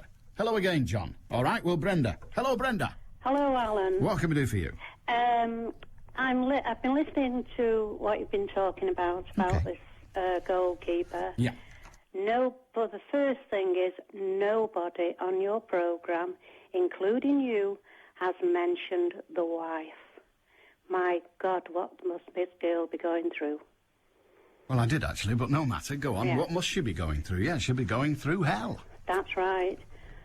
The thing that I rang up for was to say that I think, all right, so he's been given 7 years, but I also think that he should be made to pay out of his money, out of his bank, for this man to see if there is anything at all that they can do for him.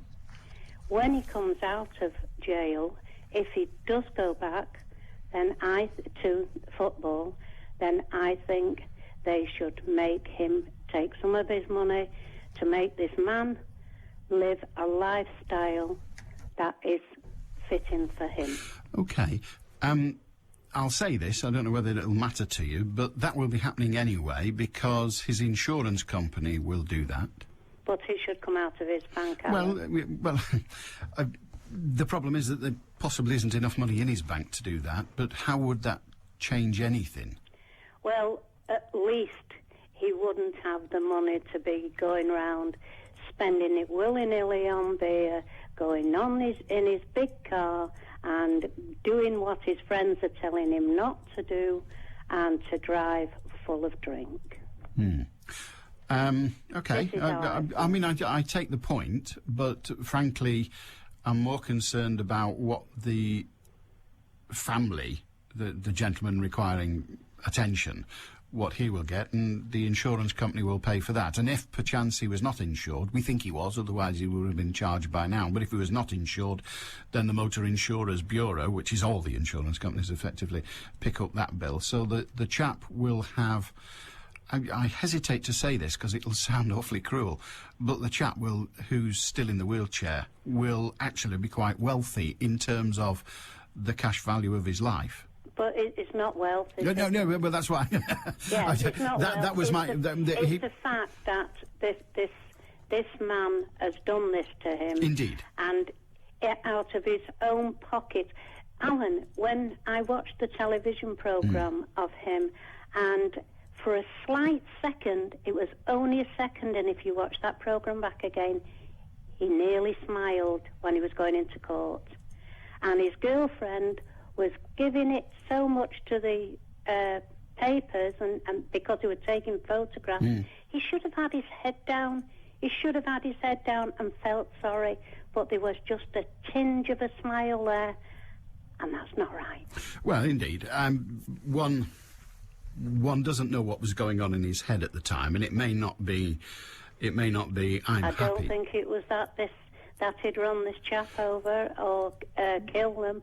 I think it was, what am I going to get? Well, I think it almost certainly was. Yeah. What am I going to get, given that he pleaded guilty? But to come back to this idea that he suffers financially, well, he's not going to earn any money for the period of time he's in jail, which we're told is going to be possibly 4 years, possibly 7, but let's say 4 years. The kind of money a footballer's on is going to be paying £4 million already, so he's already paid a high financial price. With regard to if we take that money off him and pay it to the family, well, the family won't be allowed to keep it. It would go to the insurance company. So the only beneficiary, the only beneficiary of such a course would be that the insurance company won't have to cough up. Well, then maybe if that's the case, if he's got to give it to the insurance, maybe we won't have to pay so many. Well, it won't be much, I'm afraid. No, By the time it hands down to all the different cases, it's probably a couple of copplers a year, but never mind. I take your point all the way through, Brenda. Good on you. Okay. Have a good day. Okay, bye-bye. Paul in Oldham says the Lee Hughes case is slightly different. He left the scene of an accident and that went against him. This fellow didn't leave the scene. He stayed and indeed pleaded guilty from the outset. It's interesting because there you see the difference in sentencing that the probation officer, Alex, was talking about earlier. So you do notice Lee Hughes left the scene and presumably with the intention of getting away with it, or, you know, his brain was somewhere else at the time, who knows, but he left the scene. So he gets punished more harshly. He actually served 6.5 years in prison, which means he got a sentence longer than that. This chap knew he'd done wrong after it had happened, stayed at the scene, pleaded guilty in court, and accepted full responsibility and explained how he came to be in the position he was in, which is not a defendable one, but that's what he did. So there is a difference, and the sentencing appears to have reflected that. Interesting. 0161 228 2255. If you've something to say, we got someone who'll hear it. Me, for a start. It's 20 to 2. Give or take a few seconds. With the news headlines, Mairead O'Kane. Shares in several leading British banks have plummeted today, with Royal Bank of Scotland down by more than 30% at times. Barclays, which has also seen its stock price fall, has denied reports it was among a group of banks urging the Treasury to provide new capital. A gang of teenagers who attacked a young couple for being goths are at the Court of Appeal asking for their sentences to be reduced. Manchester University student Sophie Lancaster died after being targeted by the youths in a park in Bacup. And an appeal's been launched today to raise money for a new guide dog training school to be based in Atherton. The charity Guide Dogs will leave its home of half a century in Bolton next year, but they need £650,000 to fit out the new centre. Manchester's weather, showery rain and quite windy this afternoon, highs of 16 Celsius. BBC Radio Manchester 2020 traffic. Well, if you're heading along the M56 and you're on the westbound carriageway heading towards the Chester area, watch out for queues. The entry slip road has been closed off junction 12 at Runcorn, with congestion on the Western Point Expressway back to Central Expressway and on the Sutton Causeway as well on the A56, causing delays through the Runcorn and Frodsham area as a result. Let's take a look now to Boothstown and the A58 to the East Lancs Road westbound, still queuing between Chaddock Lane and Warrington Road. Roadworks in the area around Lately Common, slowing things right down this afternoon. And don't forget, if you can update me further, call in on the travel line. The number's 0161 244 4951. I'm Cara Banks. BBC Radio Manchester Sports with Ian Cheeseman. Manchester City will travel to Germany and Spain in the group stages of the UEFA Cup. The Blues will play Schalke away on the 27th of November and Racing Santander on the 18th of December. The two home games will be against Steve McLaren's side, FC 20 of Holland, on the 6th of next month and Paris Saint-Germain on the 3rd of December. City's Chief Operations Officer Paul Aldridge was at the draw in Nyon. It looks a tough group, but when you look around at the names in the, that we could have come up against, there are always going to be some tough games. So I think the only thing with the group we're in, probably Mark and his team will know a little bit more about these teams and potentially some of the other clubs that we could have come up against. Highlights for the other English sides include Portsmouth against AC Milan in Group E, Aston Villa against Hamburg in Group F, and Tottenham will play Spartak Moscow in Group D. Manchester United have denied there's any delay in their plans to sign Carlos Tevez. The Argentina striker is currently in the second year of a 2-year loan deal and has expressed a desire to commit himself permanently to Old Trafford. Darren Fletcher says he's looking forward to continuing playing alongside Cristiano Ronaldo, Dimitar Berbatov and Wayne Rooney at Manchester United. Fletcher signed a contract extension last week to stay with the Reds until 2012. That's great because you look up and you've got Ryan, Dimitar, Wayne and Cristiano in front of you, and your job's to feed them the ball because you know that they're going to go and win the match for you, and that's what the most important thing is for us, is to service them players. But their movement is such that they're always available, they're always looking for the ball, and sometimes you have 2 or 3 options when you get the ball. It's a joy to watch. The Bolton defender Andy O'Brien has signed a contract extension which will keep him at the Reebok Stadium until 2011. There's a local derby in the second round of the Johnson's Paint Trophy tonight as Stockport go to Bury. County boss Jim Gannon has been encouraged by the confidence of his young side following their victory over in-form Oldham on Friday evening. No matter what you say to players about how you believe in them and how good they are, they've got to feel it. And I think the boys just knocked it around and showed that swagger of a team that's playing with confidence. And the challenge now to the players is to play like that week in, week out, and we'll see. Rochdale entertained Carlisle at Spotland. There's coverage of both in Manchester, reloaded from 7.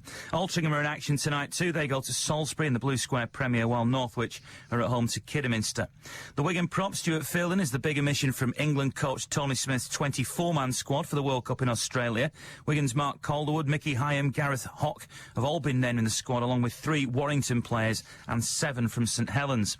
And Salford City Reds have confirmed the signing of Willie Tallow from St Helens on a 2-year deal. The 32-year-old centre played his last game for Saints in Saturday's grand final after 6 years with the club. The next live action on the Northwest's biggest sports station.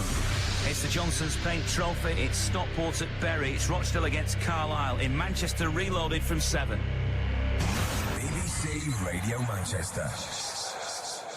I tell you how we stop people drinking and driving. It's dead easy. We won't stop them all. But we have random breathalyzing. Police officer, just 'cause he feels like, stops you when you're driving and says, blow in this. Anything else is futile, 'cause they all think, I'll not get caught.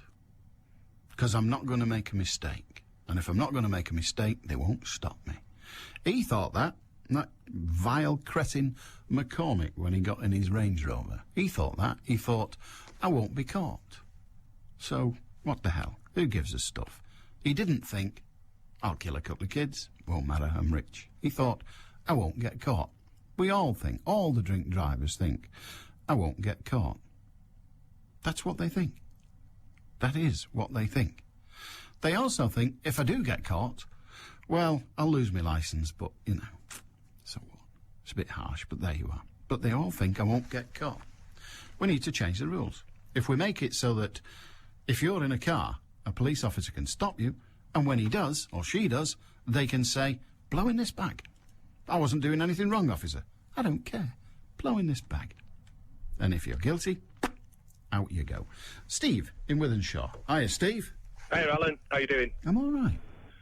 It's about this. He is a cretin. Don't get me wrong. If the guy had done that to my family, I'd want to hunt him down, whether that's right or wrong. And then, you know. But the thing is, I know he stays out in 3.5 years. He's never going to be able to rebuild his life. He had a nice-looking wife, stroke girlfriend, fiancé. It's hard to see her, you know, without the attentions of someone else. I mean, he's going to lose loads of friends. I mean, you can only speak from your personal experience. If I'd have done something like that, there's absolutely no one I think I could turn to in my family. They would absolutely disown me. I mean, I've got 2 kids myself, and if anyone in my family had done that, I wouldn't want to know him. So he's going to lose all that as well. But the other point I want to make is judges get a lot of grief, but they have to desensitise themselves in a certain degree because they must have family themselves. They must look at him and they must think, God, if that was my kids, mate, you'd be getting hung. And they've got to desensitise themselves and also look to the benefits of both parties, even the bloke who's done the wrong. I mean, they could say, right, I mean, I'm pretty sure this guy ain't going to come out of prison and go burgling houses. So he's going to come out, I'm pretty sure he'll be a wreck. He'll be a wreck inside. People aren't going to be popular inside. I don't know much about prison, but I'm pretty sure, you know, he's not cut out for the life. So the 3.5 years that he's going to get are going to be absolutely awful compared to, say, 10 years for an armed robber that's been in and out of jail and knows the system, knows people in there. It's not going to be a good time for him. That's what I'm trying to point out. Yeah, like I say, he is a cretin. I don't like the guy, you know, but that's my point. He possibly has the merit of being rich, and I'm told being rich in prison can afford you certain protections, if only from the worst evil in prison. You can buy protection in prison just like you can anywhere else. So he might be able to avail himself of that. The idea that he'll have no friends when he comes out, I'm not sure. I think the footballing world is, I'm afraid, if he's good at his job, when he comes out, they'll be falling over themselves to give him work, because the footballing world is a moralless world. Without a doubt, and we've only got to look around us to see that. We have a number of football clubs that employ people who, frankly, ought not to be allowed to walk the face of the earth. Yeah, sure. So he'll have lots of friends. He's only got to stop a good save and the television will think he's a god. But the thing is, who'd want friends like that, who are willing just to have, you know, a potential murderer, if you like? We all want friends like that. We all want friends who will take us for what we are. We all do. Right. Not many of us get them, but we all want them. But like I say, I mean, it's the other point about the judges, though.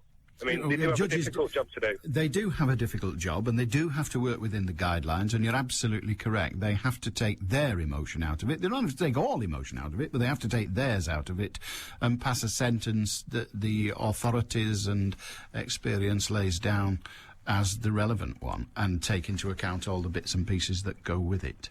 Yeah, the other scenario is if, say last night there'd have been one place left in prison, and a lot of people are saying this guy should get life and everything. I'm not inclined to disagree with them.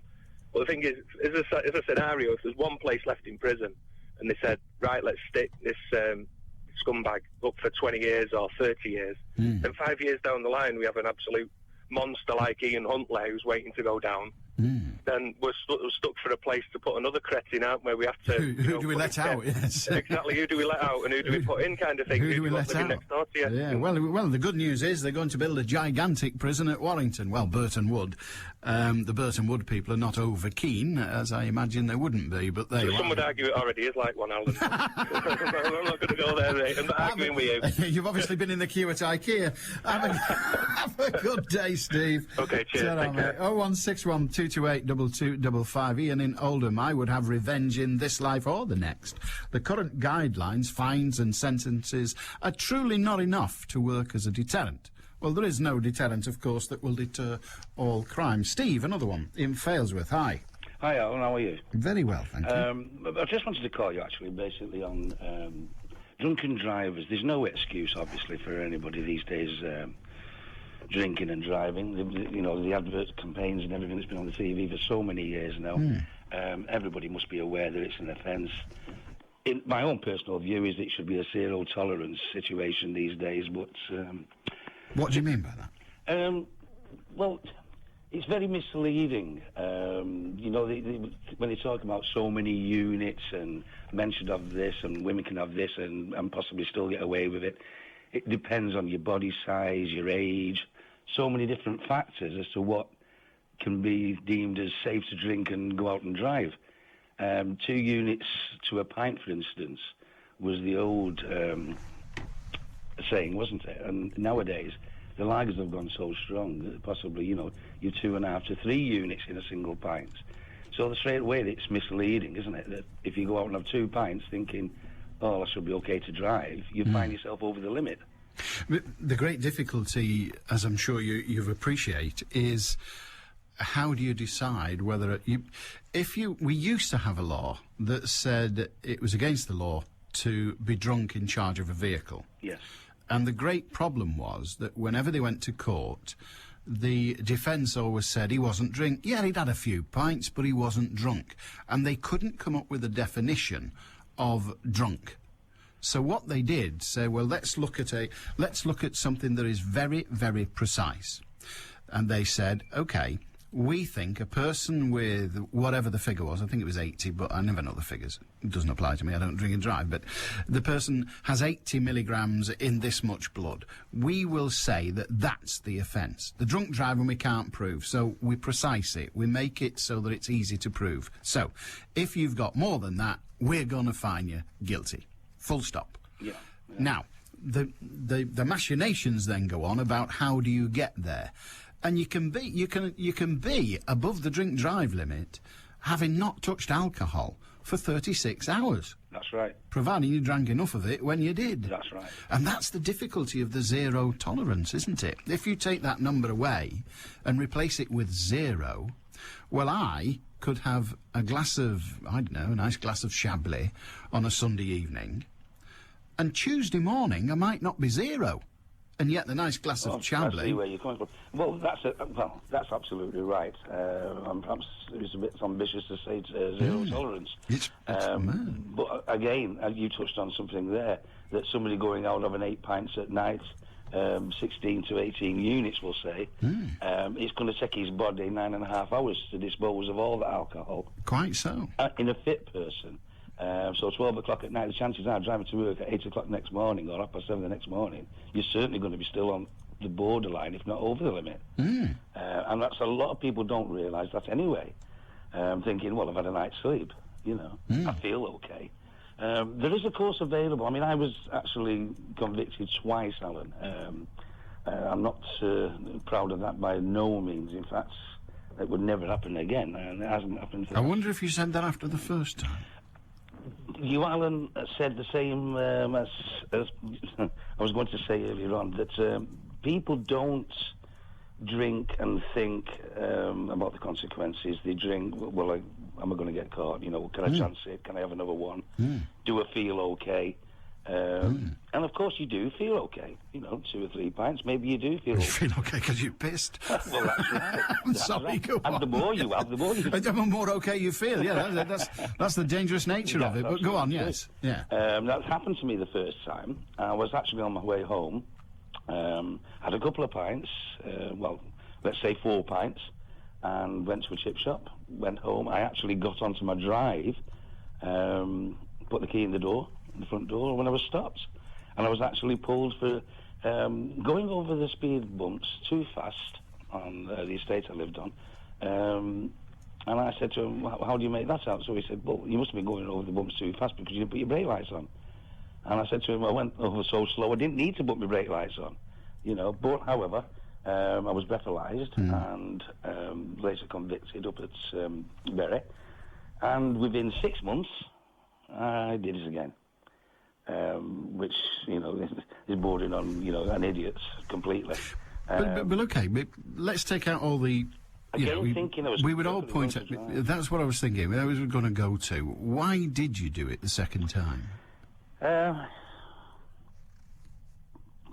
really don't know, Alan. All right, let's not ask the difficult one. Why did you do it? Because you felt like a drink. That's what we're on about. The temptation was there, the vehicle was there. I'd only had, 3, 4, 5 pints. I hadn't gone over the top. I'd by no means to what I normally could drink. And just felt, okay, I'll really live up the road. I'll chance it. And I won't get caught. That's right. Never thought I would get caught. Sure. It was never... I mean, I'm sorry to put it to you in these terms. It was never, so what if I kill a couple of kids? Never thought about it, Alan. No, it was, I won't get caught. No, exactly. Never thought about it. At that time, never thought about it. On the second time, of course, going into court, I was very lucky not to have been sent down, to be honest. The reason I wasn't sent down, and the judge said, was because I'd got rid of the vehicle to remove temptation. I'd also contacted the AA, Alcoholics, not the not the road repairer. Indeed. To basically see if there was a problem. I also underwent a psychiatric report for the court because it was the second offence in such a short period. Yeah. And the psychiatrist said, well, you haven't got a drink problem.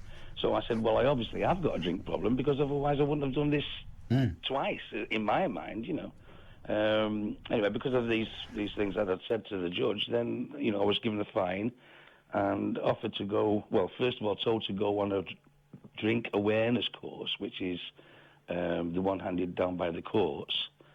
That's at Minchell Street in Manchester. Yeah. And it's quite a useful course, but you feel a bit as if you've been made to go. That's part of your sentence, basically, that you will don't do this. And you do learn a few things, and I was very grateful for that. But then I was also made aware of another course that was available for £150, run by a company called TTC 2000 in conjunction with the police and such forth. And they offer a course for £150 for 3 days, in which you can get if you were banned for 3 years, you can get up to a 25% reduction. Makes it sound worthwhile, doesn't it? It does make it sound worthwhile. I'll get another one time, save money on the course. Well, it's going to cost £150, but, Did it work? Useful. So I went on it, and along with another dozen or so, I think 2 dozen other people who were much worse, shall we say, for wear than I was. I mean, these people were really strong drinkers, heavy drinkers. and they'd been done various amounts over the We're going to run out of time. I'm hoping that course worked. Well, this course was £150, and it was run by, as I say, a company called TTC. Yeah. The chap who gave the course was an ex-chief inspector, and the outcomes, to cut it all short, was that the people that attended this course, all at the end of it, had to sign a letter and say what they thought of the course, was it useful or not. And there wasn't one single person on that course who didn't say that this course should be made available to everybody, even as part of the test. Steve, the test. I've got to end it there because... Can I just say one thing? No, you can't. Well, yeah, as long as it's goodbye. Cheers, mate. 0161 228 2255 to book a call for tomorrow. Sorry to cut you off. See you tomorrow. Ta-ra! Everything you need to know in 20 minutes. Manchester Now, tonight from 5 with me,